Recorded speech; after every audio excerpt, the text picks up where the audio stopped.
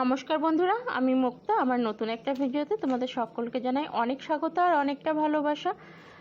আজ নতুন একটা ভিডিও শুরু করলাম তোমাদেরকে সাথে নিয়ে, তবে সকাল থেকে না, এটা দুপুরের ভিডিও। ইদানিং জীবনযাত্রা অনেকটাই চেঞ্জ হয়ে গেছে তোমার দাদাভাই বাড়িতে আসার পরে। আগে যেমন সকালটাই তার শুরু হতো সবেলা 11টা সাড়ে 11টা থেকে, এখন তার সকালটা যেহেতু শুরু হয় ভোর 6:30 7টা থেকে, তো সেহেতু আমার জীবনযাত্রাও এসেছে অনেকটা চেঞ্জ। তো সকালবেলা উঠে আগে আমার মেইন দায়িত্ব বাসি কাপড়টা চেঞ্জ করে ঘরটাকে কোনো রকমে ঝাড় দিয়ে নিই। তারপর তার খাবার দাবার করা, ওষুধপত্র দেওয়া, মোটামুটি ইত্যাদি ইত্যাদি যেসব কাজগুলো থাকে।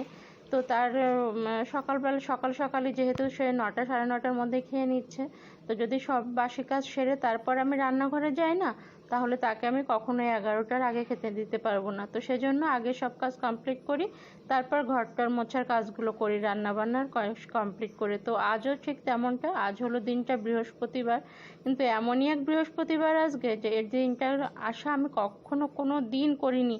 আর এরকম একটা কাজ আমি করব সেটা কখনো স্বপ্নেও ভাবিনি। পরে ভাবছি কিভাবে করলাম এমন কাজটা। তো বাবা মায়ের কথা তো সবসময় মাথায় রেখেছি, কিন্তু আজ যখন বাবা মাকে তুলেই আমাকে গালাগাল দেওয়া হয়, তখন আর পারিনি নিজেকে আটকে রাখতে।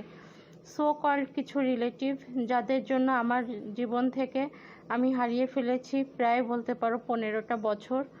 তো যে দিনটা আমার খুব সুখের হতো, এই কথাগুলো যদি আমি আরও 18 বছর আগে থেকেই বলতে পারতাম না, তাহলে আজ আমার জীবনযাত্রা একদম অন্যরকম হতো। কিন্তু কোনোদিন তো মুখ খুলতে পারিনি, তো আজ সেটাই আমাকে করতে বাধ্য হয়েছি বলতে পারো। তো তোমার দাদাভাই বলছে এই কাজটা, যে কাজটা তোর মা আরও আগে করবে বলে ভয় পেতাম, তখন সে করেনি, কিন্তু আজ সেই কাজটা করলো। কেন যে করলো, কেন গিয়ে করলো বুঝতে পারছি না। তো দেখতেই পাচ্ছ ঘড়িতে বাজে এখন প্রায় 11টার কাছাকাছি, আর সমস্ত কাজবাজ কমপ্লিট। আর এই যে তোমার দাদাভাই ওখানে শুয়ে ঘুম না শুয়ে আমার সঙ্গে বকবক করছে, আর আমি খেতে বসেছি। সকালের খাবার, হ্যাঁ, সবার খাবার দাবার কমপ্লিট, আর দুপুরে বান্নার জোগাড়ও অলরেডি করে ফেলেছি।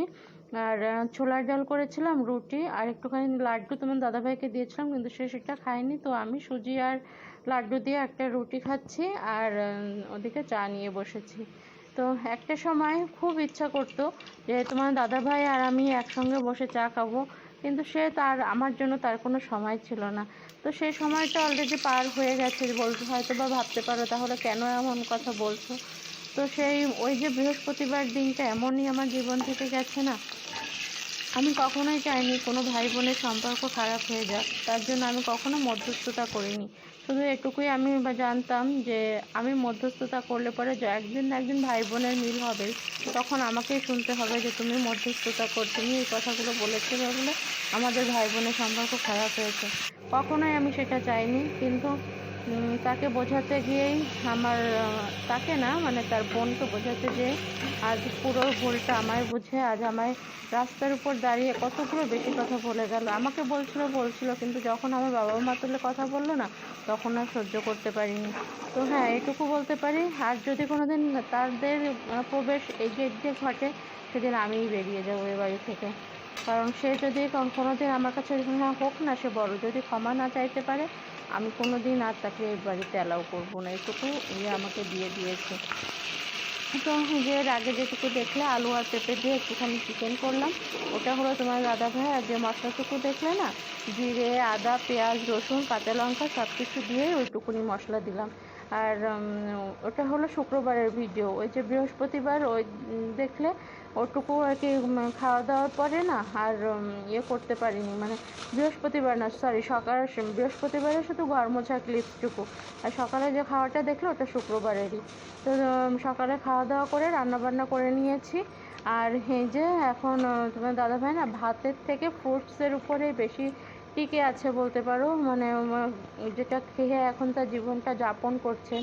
তো ভাত তো বেশি খেতে পারছে না, কিন্তু কিছু ফ্রুটস তো তাকে দিতেই হবে, যেটা খেয়ে ওনার শরীরটা ঠিক থাকে। তো সেজন্য ফ্রুটসটাই বেশি করে দিচ্ছি, ফ্রুটসটা খেতে পছন্দ করছে। আর একটু বাদে বাদে, আর ভেবো না যে এতগুলো খাবার তাকে একবারেই দিচ্ছি, একদমই না, 2 ঘন্টা বাদে বাদে একদম কাটায় তাকে খাবারগুলো দিচ্ছি, যাতে হজমেও আর কি হজম করতেও সুবিধা হয়, অল্প খাবার খেলে পরে পেটটাও হালকা থাকে, এভাবে করে দিচ্ছি। তো এটা দিচ্ছিলাম ডিম সেদ্ধ বিকালে। তো দুপুরে যেহেতু 3টের মধ্যে চেষ্টা করছি খাবার দাওয়া কমপ্লিট করে নেওয়ার, তো সেজন্য এখন বুঝতে পারছি বিকেলটা কি। আমার জীবন থেকে বিকেলটা উঠেই গেছিলো, কারণ খাওয়া শেষ হতে হতে 5টে 5:30টার আগে হতো না। তো সেখানে 3টের মধ্যে খাওয়া কমপ্লিট হয়ে যাচ্ছে, মানে দিনটা মনে হচ্ছে অনেক বড় এখন। তো যাই হোক, আর ওই যে দেখতে পাচ্ছ ছায়াটা, ওটা হলো তোমাদের কার্নিশা রানী। উনি সারাক্ষণ ওরকমই করে, কিন্তু উনি তো ক্যামেরার সামনে আসে না, তো ক্যামেরার মধ্যে ওনার ইয়েটা বন্দি হয়ে গেছে, মানে ছায়াটা বন্দি হয়ে গেছে। আমি এদিকে ওই যে লটকনটা উনিই ছাড়িয়েছেন, ছাড়িয়ে নুন লঙ্কা দিয়ে মেখেছে, তাই সেটা আমি টেস্ট করছি, আর উনি ওভাবে নৃত্য করছেন। আর এই যে এখন বাবার জন্য হচ্ছে ইয়েটা কাটবো, ইয়ে ড্রাগন ফ্রুটসটা, তো ওটাই কাটছে। তো সেটা আমি একটুখানি ভিডিও করছিলাম, তাই সেটুকু ক্যাপচার করে রাখলাম যে বাবার জন্য উনি খাবার রেডি করছে। আর এটুকু হলো শনিবার সকালবেলা গেছিলাম তোমার দাদাভাইয়ের স্টিচটা কাটানোর জন্য। তো গিয়েছে যতক্ষণ, তো তোমার দাদাভাই বললো বাজারে যখন এসেছো, তো তোমার সংসারের যদি কোনো কিছু প্রয়োজন হয় তো সেগুলো নিয়ে নাও একবারে বাজার থেকে। লোক দিয়ে বাজার করানো হচ্ছে, তারপরেও যেটুকুনো যা নিজে করা যায়। তো সেজন্য ভাবলাম তেলটা আনার দরকার, তেল, চানাচুর, বিস্কিট, কিছু ডাল, আবার যেসব ফ্রুটসগুলো মনে হচ্ছিলো যে সে কমে গেছে, সে ফ্রুটসগুলো কিছুটা এনে রাখলাম। মোটামুটি চেষ্টা করি অন্যকে না ইউজ করে যদি কিছু করা যায়। তো এই যে বাজারগুলো নিয়ে এসেছিলাম সেগুলো ইয়ে করে নিচ্ছি। আর এটা ছিল শনিবার সকালের ক্লিপস। আর এসে তারপর জামা কাপড় ছাড়লাম, হাত মুখ ধুলাম, ধুয়ে তাকে ফ্রুটসগুলো কেটে দিচ্ছি, আপেল, তারপর মৌসম্বি ছিল, সেসব আর কি, যেগুলো ছিল সেগুলো। আর আজ যখন ভয়েস ওভার করছি, আজ হলো সোমবার এখন ঘড়িতে বাজে রাত 12:15।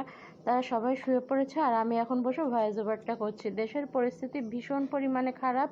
আজকে বিকালে আমাদের বাড়ির সামনে, মানে সকালবেলা থেকেই তোমার দাদাভাই বলছিল কেমন যেন একটা থমথমে ভাব হয়ে গেছে, গেটটায় তালা দিয়ে রাখো, কারণ হুট করে যদি পাঁচিল টপকে একজন ভেতরে ঢুকে পড়ে না, গেটটা খুলে দিলে হুড়মুড় করে বাড়ির মধ্যে লোক ঢুকে পড়তে পারবে। তো তালাটা দিয়ে রাখো, অন্তত বাইরের লোক ভেতরে ঢুকতে একটু টাইম লাগবে। তো সেজন্য ইয়ে করে রেখেছিলাম। আর ঠিক সেটাই হলো, মানে দুপুরে যখন খাওয়া দাওয়া করে তারপর ভাইয়ের সঙ্গে একটু ফোনে কথা বলছিলাম। ও বলছিল সাবধানে থাকিস, গেট টেট বেশি ইয়ে করিস না। তো এরকম কথা টথা বলার সঙ্গে সঙ্গে যে বুঝতে পারলাম বাড়ির মধ্যে কোনো একটা আওয়াজ হচ্ছে। তো তারপর সামনে দরজাটা দেওয়াই ছিল, তো জানলা দিয়ে দেখছি বাড়ির মধ্যে কেমন ধোয়া ধোয়া মতো উঠছে। এখন বাজি ফেলেছে কি ফেলেছে জানি না, পরে আমরা সেটা বুঝতে পারিনি। আর বাড়ির সামনে কিছু একটা ভাঙচুর করার মতো আওয়াজ হচ্ছে এরকম। তারপর বুঝতে পারলাম বাড়ির সামনে যে আওয়ামী লীগের যে পোস্টার টোস্টার ছিল সেগুলো ভাঙাভাঙি করেছে।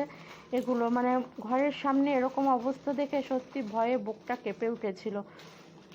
তারপর ইন্টারনেট ছিল না কিছু সময়ের জন্য। তারপর আমাদের যে এখান থেকে ওয়াইফাই নেওয়া, সে নেটটাও দেখলাম তারপর চলে গেল।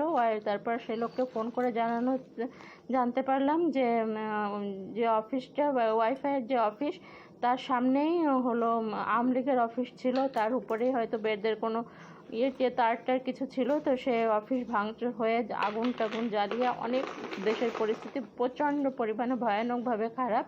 তো যার কারণে ইন্টারনেট আর আসবে না, সেজন্য আজকে ভিডিও দেওয়ার কথা থাকলেও ভিডিও কিছু দিতে পারিনি। জানি না দেশের পরিস্থিতি কেমন হবে, আমি বা কেমন থাকবো। বিশ্বাস করো ওই বৃহস্পতিবারের রাতটা যে আমার জন্য কতটা বিভীষিকাময় সেটা তোমাদের বলতে পারো। সারাটা রাত আমি ঘুমোতে পারিনি, শুধু মনে হচ্ছিল আজ আমার কারণে আমার বাবা মাকে ইয়ে করলো, কিন্তু এতে তো আমার বিন্দুমাত্র দোষারোপ ছিল না। কী বলে আমি মনকে সান্ত্বনা দেবো, এটা কিছুতেই বুঝতে পারছিলাম না। তো ঠিক আছে, ছোট্ট না মোটামুটি বড় ভিডিওই তোমাদের সঙ্গে শেয়ার করলাম আমার মনের কিছু কথা দিয়ে। তোমাদের কেমন লাগলো জানি না, তবে আমার মনের কথাটা এখানে শেয়ার করতে পেরে নিজেকে বেশ হালকা লাগছে। তবে আজকে না হয় এটুকুই থাক, দেখা হবে নেক্সট ভিডিওতে। আর ওয়াচ টাইমও প্রচণ্ড পরিমাণে কেটে যাচ্ছে, 20 ঘন্টা 30 ঘন্টা করে। জানি না চ্যানেলটাকেই বা কতদিন টেকাতে পারবো। তো ঠিক আছে, টাটা বাই বাই, দেখা হবে নেক্সট ভিডিওতে। সবাই ভালো থেকো, সুস্থ থাকো, যে যেখান থেকে দেখছো ভিডিওটা সবাই একটা সুস্থ জীবন যাপন করো, এটুকুই কামনা করে আজকের মতো এখানেই শেষ করছি। সবাই ভালো থেকো, টাটা বাই বাই।